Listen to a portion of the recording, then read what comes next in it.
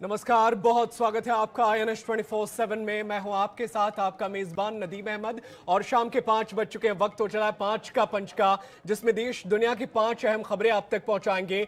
आज 5 के पंच की पहली खबर G20 से जुड़ी है। दरअसल प्रधानमंत्री नरेंद्र मोदी साउथ अफ्रीका के जोहानिसबर्ग में है और यहां पर G20 का सम्मेलन चल रहा है। इसके अलावा 5 के पंच में खबरों में आगे बढ़ेंगे और दूसरी खबर आप तक पहुंचाएंगे। दूसरी खबर जो है दिल्ली ब्लास्ट से जुड़ी है, जिसमें एक और अहम खुलासा किया गया है और वहीं मौलाना मदनी के बयान पर बवाल मचा है। इसके अलावा तीसरी खबर की बात करेंगे तो SIR को लेकर के है, जहां पर SIR चल रही है और इसके अलावा BLO की मौत ने भी चिंता बढ़ा दी है और वहीं CM डॉक्टर मोहन यादव ने दिग्विजय सिंह के बयान पर हमला बोला है। इसके अलावा एक्शन में EOW ACB की टीम है राजधानी रायपुर की, ये खबर भी आप तक पहुंचाएंगे। तो 5 के पंच की ये 5 खबरें, जिसमें पहली खबर G20 से जुड़ी है, जहां पर प्रधानमंत्री पहुंचे हुए हैं। और चलिए खबरों में आगे बढ़ते हैं और 5 के पंच की पहली खबर का रुख करते हैं। पहली खबर G20 से जुड़ी है। दरअसल प्रधानमंत्री मोदी इस समय जोहानिसबर्ग में हैं और G20 सम्मेलन के अलावा दुनिया भर के अलग अलग देशों के लीडर्स से 1-to-1 मुलाकात कर रहे हैं और वहां पर दुनिया को कैसे आगे बढ़ाया जाए इसको लेकर के लगातार बातचीत करते हुए नजर आ रहे हैं। तो G20 सम्मेलन को लेकर के दुनिया भर के कई बड़े नेता जो है इस समय जोहानिसबर्ग में मौजूद हैं। प्रधानमंत्री मोदी कई द्विपक्षीय मुलाकातें कर रहे हैं। इस दौरान India, Brazil, south Africa leaders की बैठक के बाद प्रधानमंत्री मोदी ब्राजील के राष्ट्रपति लुइज इनासियो लूला डा सिल्वा और साउथ अफ्रीका के राष्ट्रपति सिरिल रामाफोसा ने चर्चा की। इस दौरान अमेरिकी राष्ट्रपति डोनाल्ड ट्रंप के बायकॉट के बावजूद 20वीं G20 समिट के पहले दिन शनिवार को सदस्य देशों ने साउथ अफ्रीका के बनाए घोषणा पत्र को सर्वसम्मति से मंजूर कर लिया है। साउथ अफ्रीकी राष्ट्रपति सिरिल रामाफोसा ने बताया कि सभी देशों का अंतिम बयान पर सहमत होना बेहद जरूरी था, भले ही अमेरिकी राष्ट्रपति इसमें शामिल न हुए हैं। वहीं ट्रंप ने आखिरी सेशन में 2026 की मेजबानी लेने के लिए एक अमेरिकी अधिकारी को भेजने की बात कही थी। जानकारी के मुताबिक दक्षिण अफ्रीकी अध्यक्षता ने अमेरिकी अधिकारी को मेजबानी सौंपने के प्रस्ताव को नकार दिया। अफ्रीकी राष्ट्रपति रामाफोसा आज G20 की अगली अध्यक्षता खाली कुर्सी को सौंपेंगे। और चलिए इसी खबर पर चर्चा करने के लिए हमारे साथ विदेश मामलों के जानकार ब्रह्मदीप अलूने जी जुड़े हुए हैं। उनका रुख कर लेते हैं। अलूने जी, यहां पर अमेरिका क्या अलग थलग पड़ रहा है? G20 में G19 देश जो है तमाम चीजों पर सहमत हो गए, अमेरिका को छोड़ दे तो, और ये कहना कि हम खाली कुर्सी को सौंप देंगे, किसी अधिकारी को नहीं सौंपेंगे, क्या ये अमेरिकी राष्ट्रपति को करारा जवाब है साउथ अफ्रीका का? जी बिल्कुल, देखिए रामाफोसा ने बहुत स्पष्ट कहा कि हम डरेंगे नहीं। स्पष्ट संदेश है कि अमेरिकी दादागिरी को अब न तो अफ्रीका झेलना चाहता है, न ही भारत जो है वो चुप रहना चाहता है, क्योंकि जिस प्रकार से दोनों वैश्विक अर्थव्यवस्था को लेकर मोदी जी ने अपने भाषण में जिक्र किया है, उससे एक बात तो स्पष्ट हो ही गई है कि टैरिफ को लेकर दुनिया के कई देश नाराज है और भारत ने अपनी नाराजगी को G20 के मंच से भी उठाया है।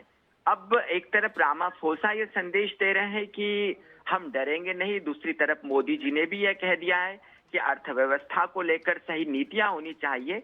तो जाहिर सी बात है कि अमेरिका को बुरा लगना ही था और वैसे भी ट्रंप जो है वो किसी वैश्विक नेता की तरह बर्ताव कर ही नहीं रहे हैं और इससे अमेरिका के हित भी प्रभावित हो रहे हैं, अमेरिका की छवि भी प्रभावित हो रहे हैं। और बिल्कुल आप सही कह रहे हैं, ऐसा लग रहा है कि अमेरिका अलग थलग पड़ गया है, इसलिए भी क्योंकि ब्रिक्स के देशों पर दबाव डालने की कोशिश, देशों पर दबाव बढ़ रहा है और अमेरिका जिस तरीके से रणनीति अपना रहा है उसमें तो ये साफ नजर आ रहा है कि उससे अलग करने के लिए कई देश तैयार हैं।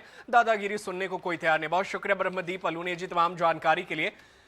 और चलिए खबरों में आगे बढ़ते हैं और दूसरी खबर का रुख करते हैं। दिल्ली ब्लास्ट पर मौलाना मदनी के बयान को लेकर के इस समय जमकर सियासत भी हो रही है और उनके बातों पर चर्चा हो रही है। दरअसल मौलाना मदनी ने दिल्ली ब्लास्ट के मामले पर जो कहा है वो बेहद हैरान करने वाला है।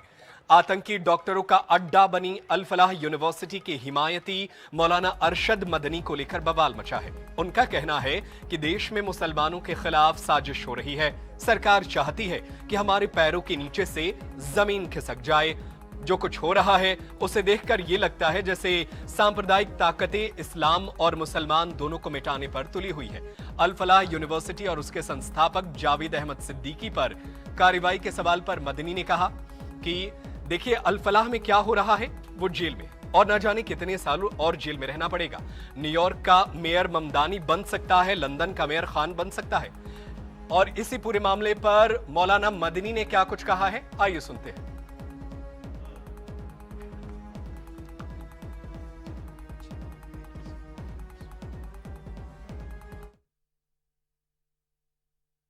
आज दुनिया यह समझती है कि मुसलमान अपाहज हो गया, खत्म हो गया, बांझ हो गया। मैं नहीं समझता हूं ये बात। क्या बात है कि आज दुनिया का मुसलमान एक आदमी न्यूयॉर्क का मेयर बन सकता है, ममदानी लंदन के अंदर मेयर बन सकता है, एक खान हिंदुस्तान के अंदर किसी मुस्लिम यूनिवर्सिटी का कोई आदमी वाइस चांसलर नहीं बन सकता। और अगर बनेगा तो आजम खां की तरह जेल के अंदर जाएगा, इकबाल की तरह औलाद जेल में डाल दी जाएगी। आज देख लीजिए अल फलाह का क्या हो रहा है, जेल में पड़ा हुआ है और कितने साल जेल के अंदर गुजरते हैं नहीं जानता कोई आदमी। कौम, गवर्नमेंट मुल्क की आजादी के बाद इस पर लगी हुई है कि मुसलमान को सर नहीं उठाने देना है। आज उसका नतीजा है कि लोग ये कहते हैं कि मुसलमान के अंदर लीडर क्या रहे। क्या कहते हो तुम? मुसलमान कौम को बांझ थोड़ी है, अगर नहीं थी तो वहां कैसे बन गए? यहां किसी यूनिवर्सिटी का वाइस चांसलर नहीं बन सकता आदमी। देखिए, मदनी जैसे देशद्रोही इस देश की व्यवस्था पर प्रश्न चिन्ह नहीं लगा सकते। तुष्टीकरण की राजनीति, मुस्लिम परस्ती की राजनीति करना, ये इस देश में आजादी के बाद कांग्रेस और विपक्ष के नेताओं ने आगे बढ़ाया था। मुझे आश्चर्य होता है कि ऐसे संवेदनशील मुद्दे पर भी इस तरह की बयानबाजी करना। देखिए, वोट बैंक और तुष्टीकरण के नाम पर तुष्टीकरण वाले भाईजान एक बार फिर से काम पर और आतंकी बचाओ लॉबी और इकोसिस्टम काम पर। जिस प्रकार से अरशद मदनी जी ये बात कर रहे हैं, क्या वो भूल गए कि इस देश में तो गृह मंत्री और राष्ट्रपति भी मुस्लिम रहा है? परंतु ये दुख की बात है कि जब भी कोई आतंकी पकड़ा जाता है, जो जमात कहती है कि आतंकवाद का कोई मजहब नहीं होता, वो तुरंत मजहबी आधार पर आकर कैसे आतंकवाद का बचाव करने लगती है, इस्लामोफोबिया कार्ड, विक्टिमहुड कार्ड खेलने लगती है। अभी अरशद मदनी ने ये किया है। अरे भाई, जहां से आतंकी निकल रहे हैं उन आतंकियों पर और उस इकोसिस्टम पर क्रैकडाउन ना किया जाए। जमायतुल उलमा हिंद के सदर अरशद मदनी का बयान बहुत गैर जिम्मेदाराना है। जमायतुल उलमा हिंद जो आज़ादी के आंदोलन में शामिल रही, उससे ये उम्मीद नहीं हो सकती थी कि इस तरह का बयान वो देंगे। ये कहना, मिसाल देना कि न्यूयॉर्क का मेयर मुसलमान बन सकता है, और ये मिसाल देना एक पाकिस्तानी सादिक खान लंदन का मेयर बन सकता है, और भारत का मुसलमान कहीं का वाइस चांसलर नहीं बन सकता मुस्लिम यूनिवर्सिटी का। ये कहा, उनको मालूम होना चाहिए कि भारत का मुसलमान भारत का राष्ट्रपति बन सकता है। और चलिए खबरों में आगे बढ़ते हैं और 5 के पंच की तीसरी खबर का रुख करते हैं। तीसरी खबर एसआईआर को लेकर के। दरअसल देश के 12 राज्यों में इस समय एसआईआर की प्रक्रिया चल रही है, जिसमें बीएलओ की जिम्मेदारी बेहद अहम होती है। लेकिन जिस तरीके से बीएलओ की मौत हो रही है या उनकी तबीयत खराब हो रही है, उसने कई सवाल खड़े कर दिए हैं। देश के 12 राज्यों और केंद्र शासित प्रदेशों में चल रहे एसआईआर अभियान के बीच बूथ लेवल अफसरों बीएलओ की मौत चिंता का कारण बन गई है। पिछले 19 दिनों में 6 राज्यों में 15 बीएलओ की मौत हो गई है। मृतकों के परिजनों ने ज्यादा काम और लक्ष्य पूरा करने के दबाव को मौत का कारण बताया। निर्वाचन आयोग की एक रिपोर्ट के अनुसार बड़े राज्यों में राजस्थान में सर्वाधिक 60.54% फॉर्म डिजिटलाइज हुए हैं। वहीं केरल में सबसे कम 10.58% फॉर्म डिजिटल हो पाए हैं। इसके साथ ही अब तक कुल 98.98% फॉर्म बढ़ चुके हैं। वहीं बीएलओ की मौत पर अब राजनीति भी तेज हो गई है। ममता बनर्जी की पार्टी टीएमसी ने पश्चिम बंगाल में बूथ स्तर के अधिकारियों की मौत के लिए एसआईआर की प्रक्रिया को दोषी बताया है। वहीं कांग्रेस अध्यक्ष मल्लिकार्जुन खड़गे ने भी एसआईआर के दौरान बीएलओ की मौत की खबरों पर चिंता जताई। उन्होंने कहा कि काम के दबाव में बीएलओ मौत के जो आंकड़े आते दिखाई दे रहे हैं, वास्तविक संख्या उनसे बहुत अधिक है। यह अत्यंत गंभीर चिंता का विषय है।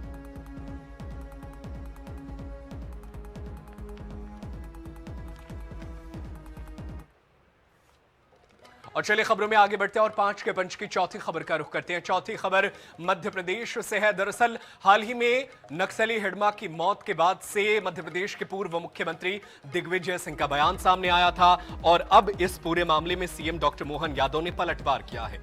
सीएम ने वीडियो जारी कर कहा, बड़ा दुर्भाग्य का विषय है जब पूर्व मुख्यमंत्री दिग्विजय सिंह नक्सली मूवमेंट के खिलाफ चलने वाले आंदोलन में नक्सलियों का साथ देते दिखाई देते हैं, उस एनकाउंटर को सस्पेक्टेड और फर्जी बताते हैं। कितना दुर्भाग्य है, उनके ही कांग्रेस के कई नेताओं को नक्सलियों ने पहले मारा भी है। सीएम ने कहा, लाल सलाम की आखिरी सलाम के इस अभियान में मैं यह मानता हूं कि वो वरिष्ठ नेता हैं, उनको जनता से माफी मांगनी चाहिए।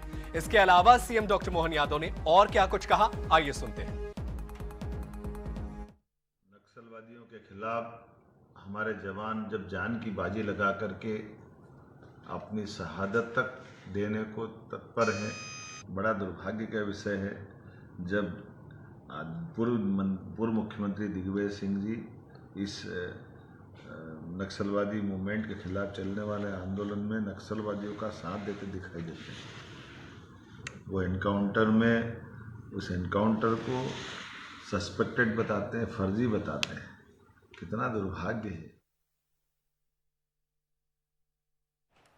और चलिए खबरों में आगे बढ़ते हैं और 5 के पंच की पांचवी और अंतिम खबर का रुख करते हैं। दरअसल ये खबर छत्तीसगढ़ से है, जहां पर इन दिनों लगातार एजेंसियां कार्रवाई कर रही हैं और एक बार फिर से ईओडब्ल्यू और एसीबी की टीम जो है छापेमारी करती हुई नजर आ रही है। एसीबी का दायरा जो है वो लगातार बढ़ रहा है। रायपुर, बिलासपुर, कोंडागांव, दुर्ग, अंबिकापुर, बलरामपुर, धमतरी में भी जांच एजेंसियों ने दबिश दी है, जिससे पूरे प्रदेश में हड़कंप मच गया है। सरकारी जांच एजेंसियों की टीम ने धमतरी में बड़े कारोबारी और कांग्रेस नेता केतन दोषी की महालक्ष्मी ग्रीन कॉलोनी स्थित मकान में छापा मारा। इसके अलावा करीब 6 से 7 लोगों की टीम मकान के अंदर जांच और पूछताछ कर रही है। वहीं राजधानी रायपुर में पूर्व आबकारी आयुक्त निरंजन दास और हरपाल सिंह अरोरा के ठिकानों पर भी कार्रवाई जारी है। अंबिकापुर में डॉक्टर तनवीर अहमद और कारोबारी अमित अग्रवाल के यहां करोड़ों रुपए के डीएमएफ घोटाले में सप्लाई से जुड़े दस्तावेज खंगाले जा रहे हैं। बिलासपुर में शराब घोटाला से जुड़े अनिल टुटेजा के भाई अशोक टुटेजा और कोंडागांव में कोणार्क जैन के घर पर भी टीमें जांच कर रही हैं। इसके अलावा ये व्यापक कार्रवाई बताती है कि ईओडब्ल्यू और एसीबी ने दोनों घोटालों से जुड़े अधिकारियों और कारोबारियों के गठजोड़ को तोड़ने की तैयारी कर ली है। जिस तरह से एक साथ इतने ठिकानों पर दबिश दी गई है, उससे बड़े खुलासे की उम्मीद की जा रही है।